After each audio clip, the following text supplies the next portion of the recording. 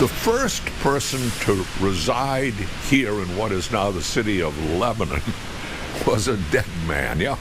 Before anybody settled this place, a body was buried here. Grave still exists. Here's the story.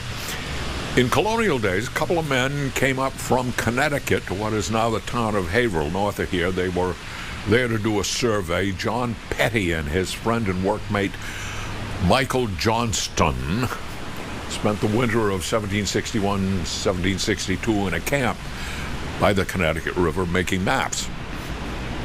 One day in June of the second year they were around, the men set off in a canoe downriver to visit friends in Charlestown. The water was calm until they came to the mouth of the White River, and there were rapids, and the canoe was drawn into a whirlpool and swamped, and both men were plunged into the roiling river. John Petty was a strong swimmer. Michael Johnston was not a good swimmer. John Petty tried to help his friend, but to no avail. Michael Johnston was pulled under, and he did not surface. His friend searched the riverside for hours, but to no avail. So he righted the canoe, and he continued on to Charlestown, where the old Lebanon town history tells us this is a quote, bore the melancholy tidings of Johnston's death to his friends. A couple of months later, a stranger came up the river and discovered the body of a man on the shore of an island. It was, of course, Michael Johnston. The stranger knew nothing of the accident. Still, he dug a grave on the island and interred the body.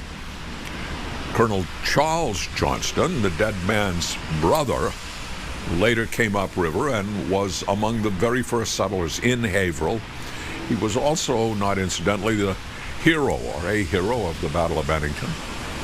Colonel Johnston learned of the place of his brother's body, and he came down and placed a marker on the grave, and that's still there. The good colonel also named his first son after his brother, Michael. The island, after that, was called Dead Man's Island. Nowadays it's called Johnston's Island. And if you'd like to see it, the island sits in the Connecticut River up behind the Home Depot in West Lebanon.